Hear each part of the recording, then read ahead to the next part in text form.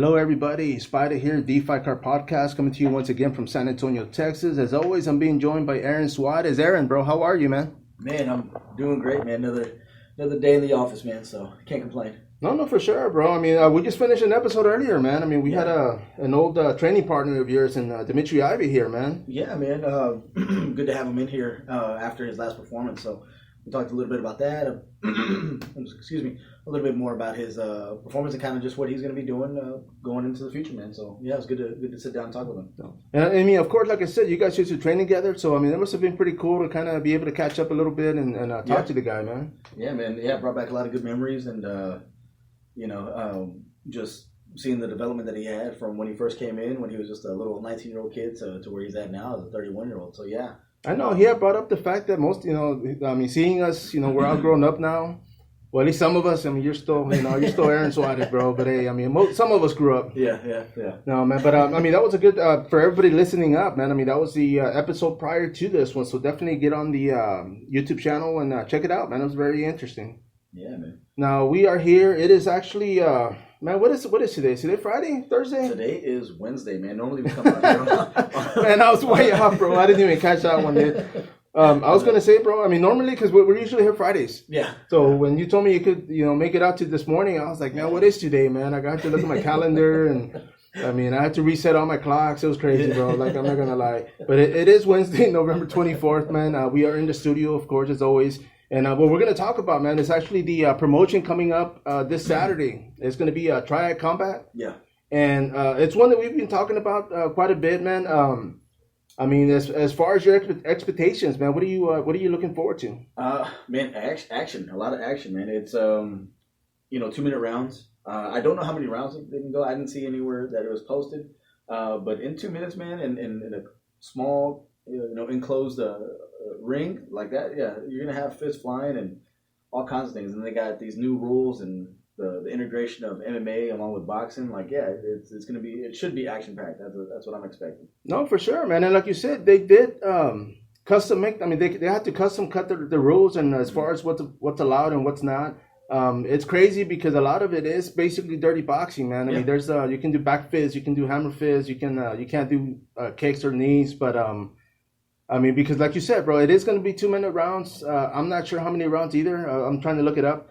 But this is going to take place in Arlington, Texas. Like I said, bro, it is for the Thriller Fight Club, of course.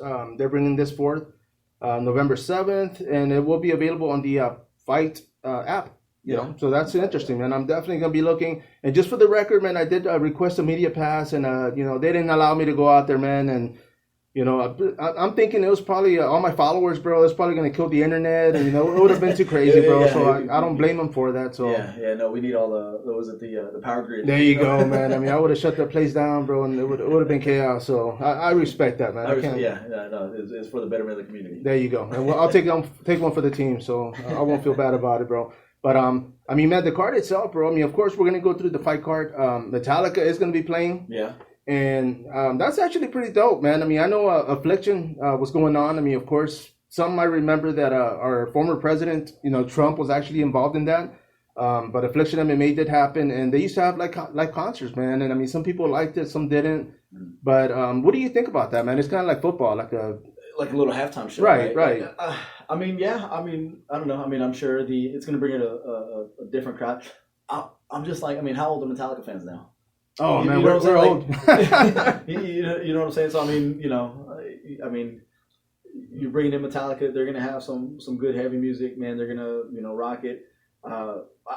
It's fun. It's interesting, I don't know if I'd be a fan of it, though, if I'm actually the one fighting in those programs. Right. I mean, but we'll see, man. I think it's a very interesting thing. You're going to get a different mixture of people that are coming in and out, and maybe introducing some of the younger kids. Yeah. No, for sure. You see, and now that you brought up how old their fans are, bro, like when it first came out, I was in middle school. Yeah. And this was like 86, 85. I mean, and I remember down the street, man, we had a garage band, and every time that's the only song they knew, man, because that's the only thing they were playing. But Metallica won. Yeah. So I just brought back memories, and I'm thinking, damn, that is old. Yeah. But so I mean, I don't know how many Metallica fans are going to be out there. I mean, maybe till what? Maybe. I hope these are seats because I don't see them standing around for too long, man. I mean, I can only imagine. But Yeah. I mean, I like it, man. Like you said, I mean, it is going to be like a halftime show. I mean, I'm not sure they're going to play throughout the fight, like in between rounds or whatnot. But Yeah. you know, for the tickets to be the starting, you know, the highest price tickets are $300, $250, bro. Yeah. So, I mean, of course, you know, I'm pretty sure the $300 tickets are going to be right in front of the stage or by the platform. Yeah. But yeah, man, I mean, of course, I mean, we can't make it. You know, we're not going to be out there, but we are going to be giving our 2 cents, man. And we're going to go right into it, man. Now, as far as the main event, I mean, this is going to be for the Triad Combat. We've got Frank Mir, who's a UFC veteran, you know, former UFC, 2-time, I believe, heavyweight champion. Yeah. And he's taking on Kubrat the Cobra Pulev, now out of Bulgaria, man. We're going over these records, bro, and the fact that a lot of these boxers are coming in with a lot of experience and a lot of knockouts, man. Yeah. So what are you thinking, bro? I mean, does the MMA fighters have a chance, or what's going to happen? Man, it looks like, yeah, they're really trying to pin it against MMA, you know, with everybody. This guy, Cabrat, he has 14 KOs, you know. That's probably as much as Frank has fights. No joke. You know, and then you're getting a boxer, you're putting him in the smaller gloves, and then you're putting him in a tighter corner. I think for these MMA guys, man, they got to clinch them up, and they got to dirty box them. They got to stay in close. They got to, you know, change the distance as much as they can, you know, from the clinch to spreading them out and keeping them away from striking distance. But it's yeah, man, it really does look a little lopsided. No, man, I was reading this just even earlier when we got here, man, and it's just I don't see. I hope the MMA guys take it just because I am a fan of MMA. I mean, these boxers, no doubt. I mean, they're coming in with a lot of experience. Yeah. But yeah, I mean, on this one, I mean, Frank Mir, you know, he's a big guy. I mean, he's had one fight in his pro boxing debut, which he lost. On this one, I want to say it's going to benefit him some. The only thing I'm worried about, honestly, man, is when they clinch, they're allowed to clinch in dirty box. Yeah. I wonder how much time they're going to have to be able to actually hold the clinch, or if they're going to break it up. Yeah. Well, you know what? I didn't see anything in the rules that says that they're going to break it up. So it looks like that's just part of it, you know, so until they actually get broken up. So that actually might be where, you know, the MMA guys have the advantage over the boxers, because usually in boxing, right, they clinch up, they hold up, the referee's going to separate them. They're not used to. Yeah. So now they have to kind of work to get out of that. That's going to be tough, man. And anytime you have gloves on, no matter the size of them, if I can get a body lock on you or a clinch on you, over under, and I can kind of pin your glove to your body, and it's not going to slide through. Like, hey, man, like that's a really big advantage that the MMA guys might have over the boxers, man. So I'm excited to see that, man. See how this whole thing kind of meshes together. But you know, 14 KOs, man, a lot of fights.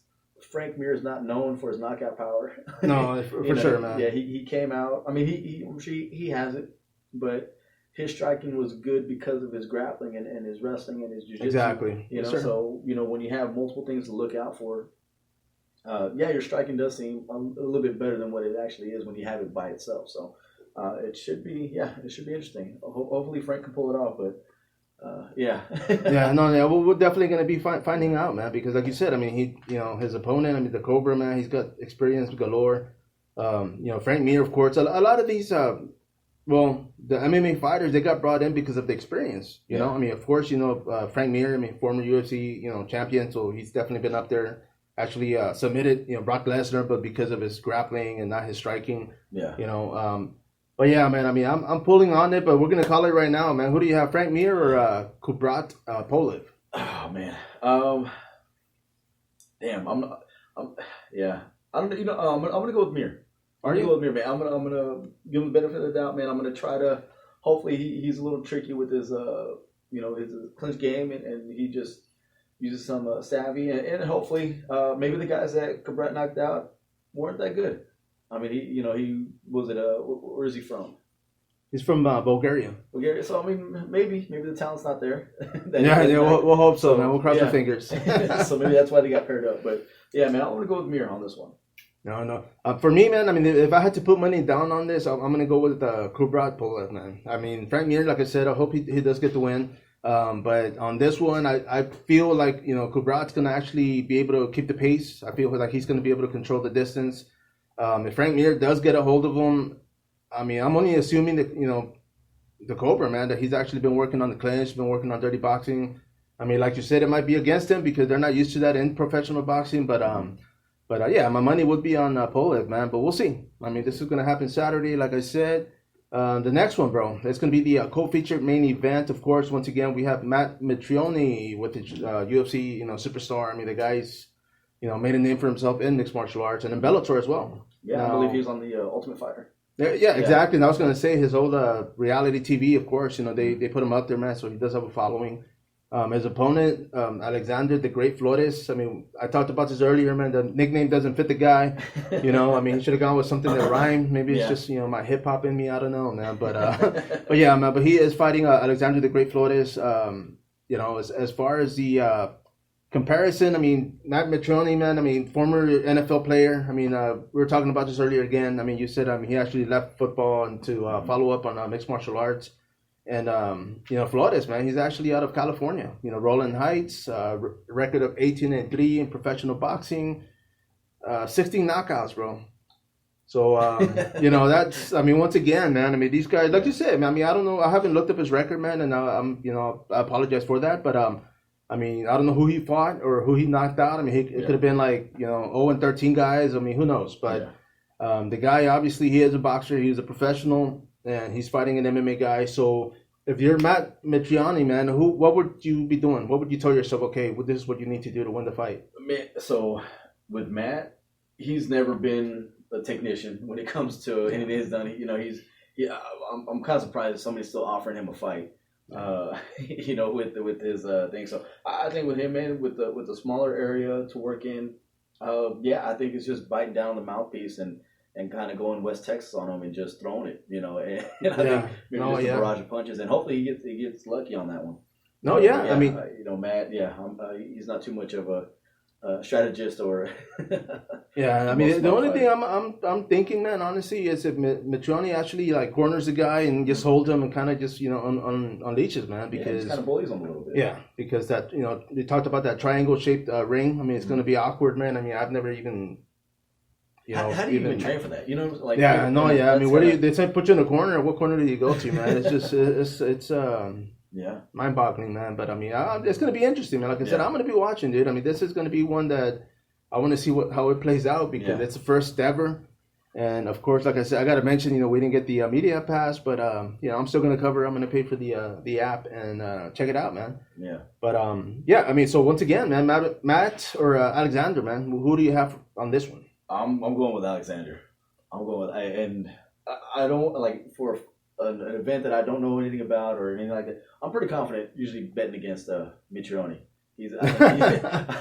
Yeah, bro. You see, and the guy, I mean, props to him. He accomplished what he did, and and I mean, he's definitely professional when it comes to mixed martial arts. So yeah, man. I mean, I hope he, after this fight, he buys a scratch off and wins $1 million. Then, and if you do, hit me up, man. I need sponsors. But yeah, man. On this one too, bro, I'm gonna have to go with the same. Alexander Flores, man. If anything, probably by decision. I'm thinking maybe late. Like I said, we don't even know how many rounds. Yeah. So if it's 3 rounds, I'm saying by third round, dude. As far as maybe even a TKO, man. But we'll see. Yeah, man. Yeah, that's gotta be interesting. So. What do we have next, man? On the next one, actually, I'm pretty sure this is the way the card's going to play out, man. It's actually going to be your boy, Mike Perry, man. Yeah. Out of Orlando, Florida, dude. Platinum, of course.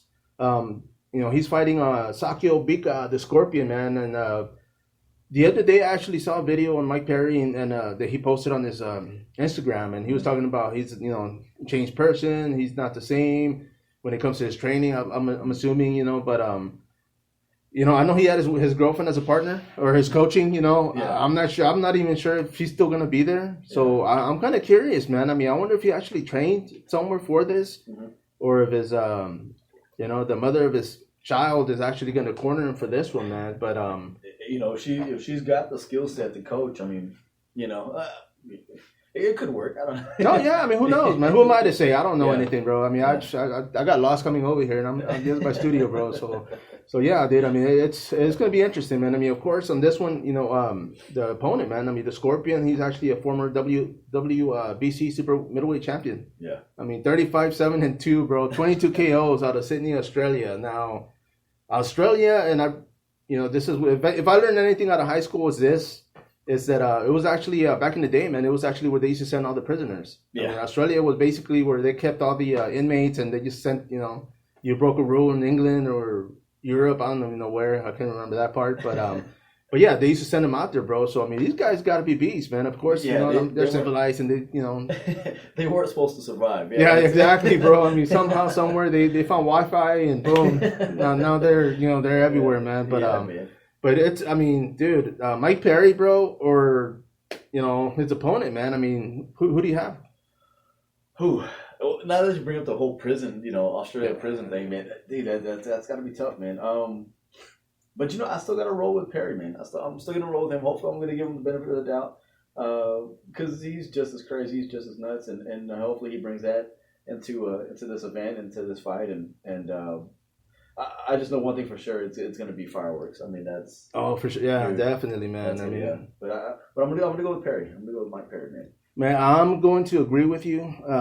Platinum Mike, I mean, definitely the guy's a showman. I mean, he likes to go in there and get him, fight his opponent's head. I'm kind of curious to see what the weigh-ins are going to look like, man, because this is going to be crazy, man. But yeah, I mean, Platinum Mike Perry, man, I have him. I mean, I'll even go as far as calling it via TKO, KO in the second round, man. I mean, I think he's going to bite down, like you said, on his mouth guard and just start swinging for the corners, or I don't know what you call it, dude, but he's going to start swinging towards something. Yeah, man. But attention, yeah. But yeah, bro. I mean, like I said, I mean, this is going to happen. It's going to be this Saturday once again. Triad Combat. And we're going to move on to the next one, bro. And the next one's actually somebody that we've actually brought up a couple of times on this podcast. And it's going to be Derek the Stallion Campos, man. Yeah. Is he the Stallion? Yeah, bro. That's actually his nickname. I gotta mess with him about that. I gotta mess with him, man. A little rocky, bro. I mean, and like I've told you before, man, like I saw him fighting. I've seen him fight twice, man. One in Austin. Well, actually, both in Austin. But when he fought for, I believe it was a Strikeforce or Bellator. Mm-hmm. And I saw him walking up, and I was just like, dude, there's no way this guy's like 155, bro. Like, this guy was freaking huge, bro. And I was walking around like a fat 200, so. But yeah, man, I mean, the guy's a stud. I mean, he's definitely, found the science to cutting weight. Yeah. And, on this fight, I believe they have it at 165. Yeah. So, I mean, that might work in his benefit. I mean, he doesn't have to cut as much weight. Yeah. But his opponent is actually from here in Texas, man. Brian Vetta, man, out of Austin, Texas. His record is 28-17-0. Mm-hmm. And, man, it's going to be interesting, bro. I mean, this is going to be one of those, like you said, the guys out there in West Texas, they're doing their thing. And, I mean, obviously making noise because they're getting fights like this. Mm-hmm. But I got to ask you, bro, who do you have on this one, man?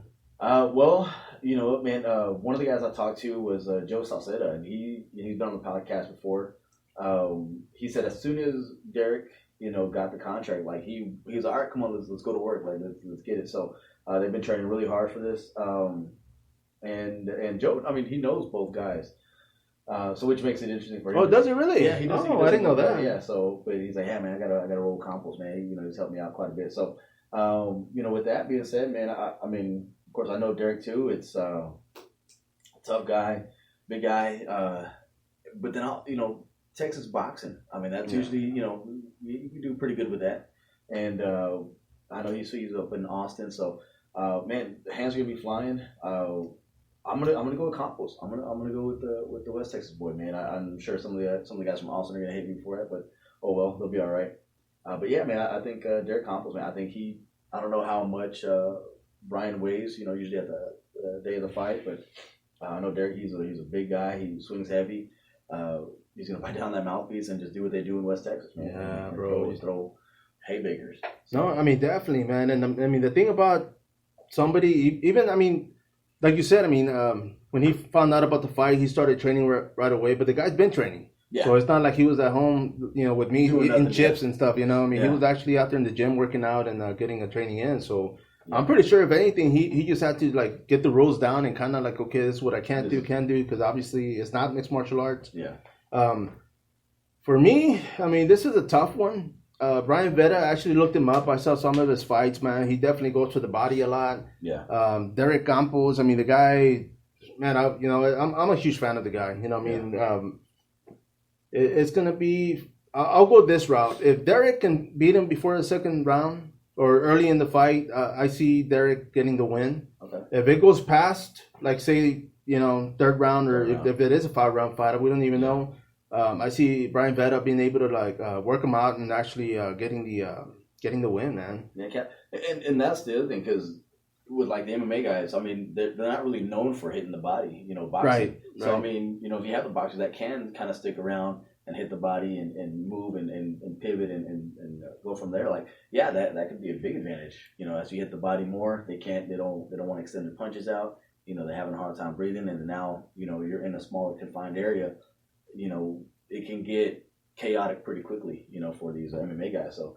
And then of course I think just about every fight Derek's had, it's always been a war. Oh yeah, bro. He's bloodied up. The other guy's bloodied up. So it's. Yeah.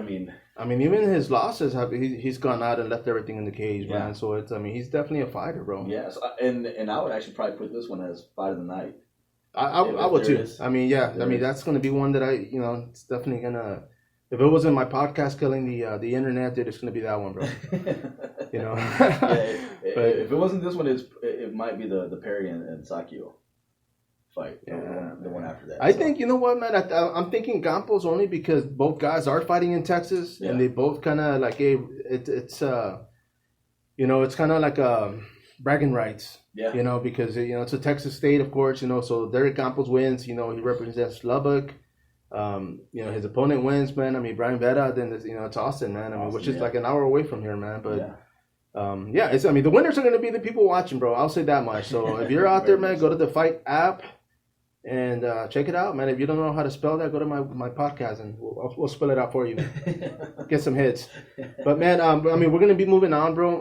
The next bout under following, of course, is going to be 175 pounds. On this one, we have a Russian MMA fighter in Albert Tumanov. Okay. Now the guy's 22-4 in MMA. I mean, he's fighting Scott Cujo Sigmund, 35-15-1, 18 KOs once again. Like you said, man, it just kind of feels like. Of course, the fighters have experience, man. All of them have over like 20 bouts where they've actually fought in mixed martial arts, so they can definitely take a beating and give one. Mm-hmm. But because it's stand up, man. Once again, Cujo, man, Sigmund. He's 18 KOs, man. How do you not take that into consideration, bro? Man, my whole thing is, again, they're going to be they've been using bigger gloves, in boxing. So to get those knockouts, it's pretty impressive. So they must have some pretty good footwork. They got some power behind those punches. They understand, kind of how to calculate and catch those guys off guard, man. So that also tells me that they can put pressure on people. So putting them into a smaller confined area, rules have changed up a little bit. I would think this style of fighting so far, it seems like it would favor the boxer. And, the other guy, he's from Russia. Russia, yes, sir. I don't know how well Russia MMA is now or how it's grown or if there's any type of, if I will say, scripted bouts over there. But again, it's not wrestling. No, for sure, man. He's not from Dagestan, so yeah. Yeah, and I was gonna bring that up. I was gonna say, man, maybe Mini Khabib will show up, man. Who knows, bro? Who Guys knows, all over the place, man. So with this one, I'm probably gonna go with the boxer on this one, man. Yeah, I'm thinking the same thing, man. And not just because I'm a huge fan of the Cujo movie, but that's the guy's nickname. I'm favoring the same thing. The fact that it's going to be a stand-up war. Now I'm going to say this because I'm actually I had actually looked up Tumanov, man. Now the guy, and I'm not sure how that worked, but for Sigmund, I'm sorry. He's actually fought Roy Jones Jr. He's fought Kelly Pavlik, Luis Arias. Mm-hmm. So the guy does have a lot of experience, man. Maybe I'm not even sure those are his losses, but the fact that he's actually up there fighting top talent. Yeah. And like you said, I didn't even think about that either, man. If you got a, boxing glove and you're still knocking people out, man, that says a lot because you're chopping the guy down from the body, from the body up. So man, once again, Sigmund, man, I'm going with Cujo on this one for sure. Yeah.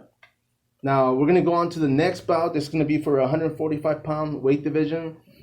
Steve Golden Graham.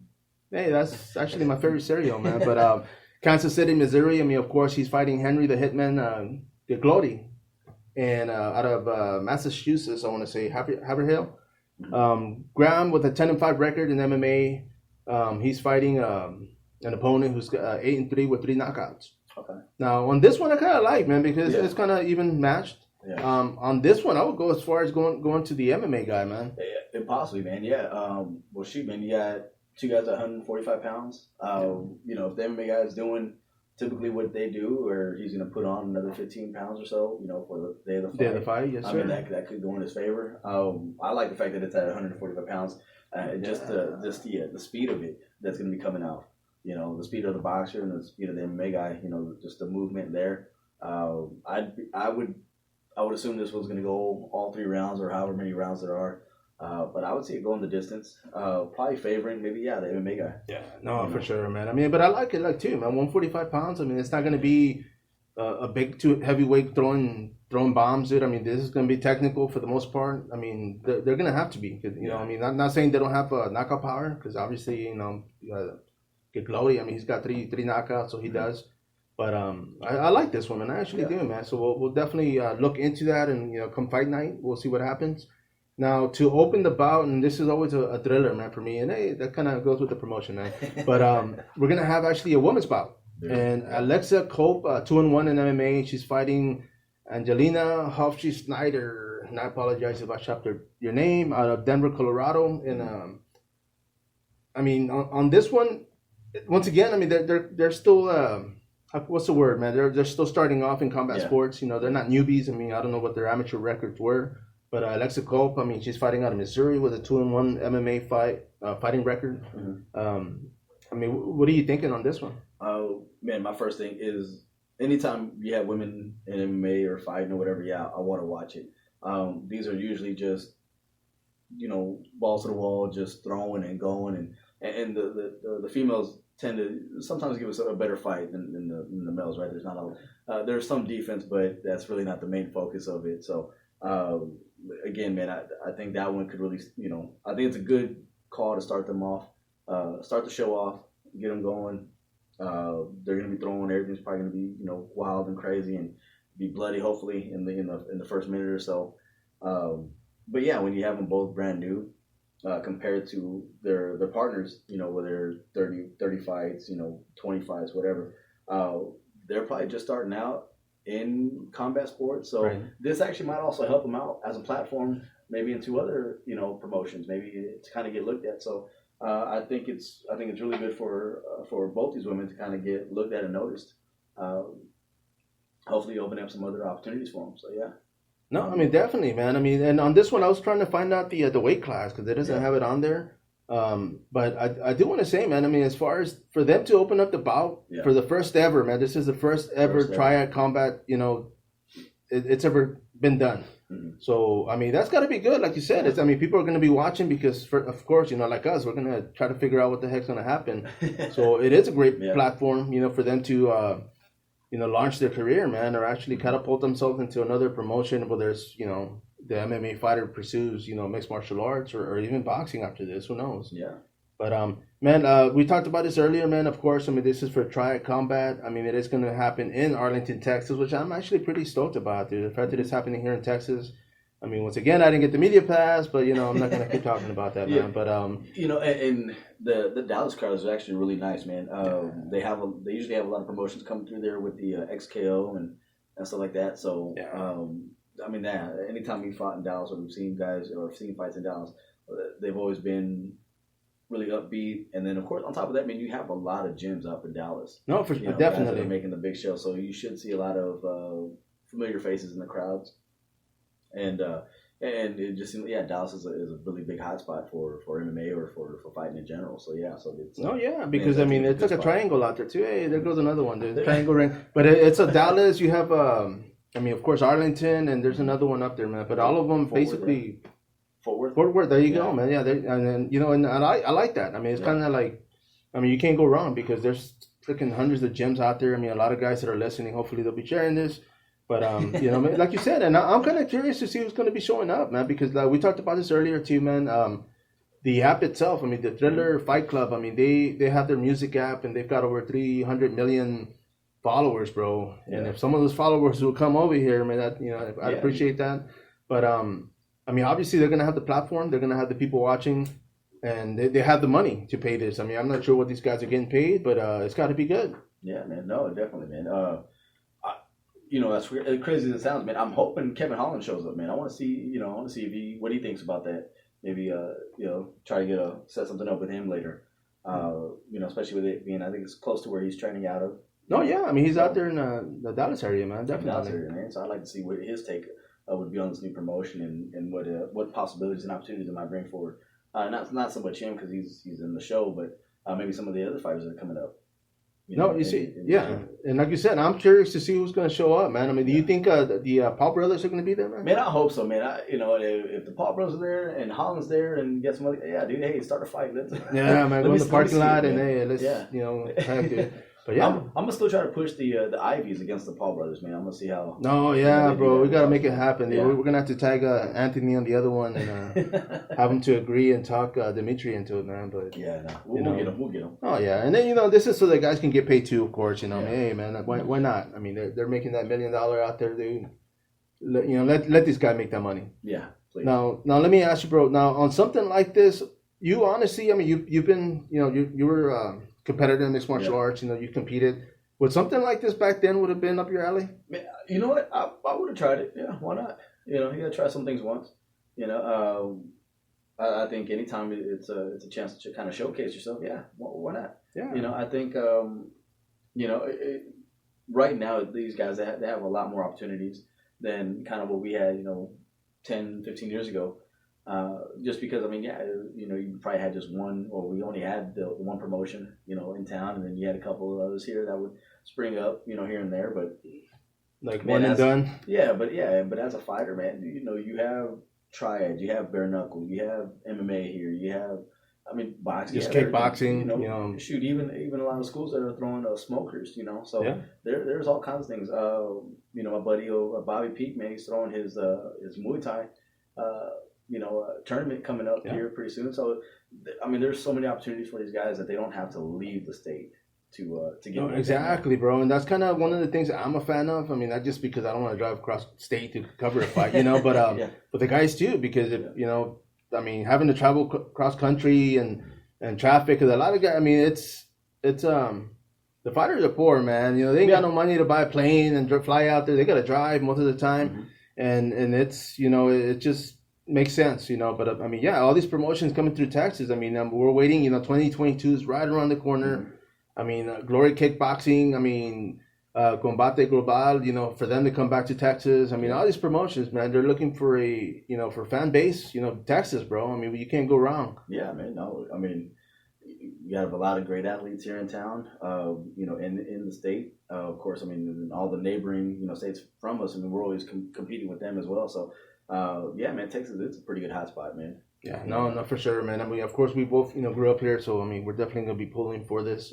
But I just want to throw on right quick, but as far as the promotion itself, Triad Combat, I mean, it's gonna be available on the FITE, app, in demand through Leading Cables from what I'm reading, and suggested retail price is $19.99. Oh, so that's not bad, dude. I want to watch this, man. I mean, like I said, I'm curious to see how it's gonna end up. See if the people I'm pulling for win. If not, I just, prove me wrong by all means. All the MMA fighters I kind of, picked against. But man. I mean, and let me just throw this out there, man. Promoter calls, say Brian Vetta can't make it, and Derek's like, hey, man, let's go. What do you say? Oh, yeah. What's the purse? Hey, as long as you take me with you, bro, I want to be able to capture. I'll make sure if he gets you, I won't cover that. But you don't even you can be in the corner and then just take photos and stuff like that. I'll figure it out on the way. Yeah, they just make it last at least 2 rounds so I can get some good footage, man. But yeah, man. I mean, everybody out there, of course, Aaron, man, thank you for participating in this once again. For joining the team. And anything you want to say to wrap this up? Man, you know what? Today, man, it's just. One thing in the last podcast we talked about with the Ivies was with Dimitri was having no off season, and that's kind of I mean that's always been around for fighters to make sure that you're always just stay ready, listening to other fighters and listening to other guys on how they got their opportunities into the big shows, into the places that they just stayed ready. As a fighter, stay within that 10 pounds of your fight weight, but understand, man. I mean, even after the fight, like. We saw Dimitri right now. He's still in shape. He's still training. He's actually going to go train later today. Well, he was standing next to me, so I probably made him look skinnier, bro. But yeah, thanks for throwing that in there. Yeah, hey, no problem, man. I thought you looked good. But he understands that his timeline is probably going to be sometime, in the beginning of next year. But at any moment, he's with a big company that deals with the UFC quite a bit. The chance of somebody maybe getting hurt, getting injured, boom, he can step right in, and he's proven his worth through his record, through what he can do through his last fight. So for all the young fighters out there, man, stay ready. Stay ready. Everybody says it, right? But who really does it? No, yeah, definitely. And then on top of that, man, fight who they put in front of you.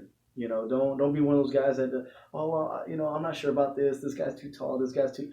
Just take the damn fight, right? No, for sure. Do you want the opportunity or not? And that's one thing I really did take away from Dimitri talking to him earlier today, man. And that's something that I do want to continue to pass on with these younger fighters is, be patient, take the fights, and you never know when opportunity is going to come. No, so stay ready. Definitely agree, man. And I will throw this before I wrap this up, man, is the fact that he was saying you always stay ready. You don't necessarily need to have a fight lined up, but you're helping others to have fights lined up. Yeah. So of course, you're getting a workout. You're giving back, like he said. He had to, earn his respect, from his new teammates.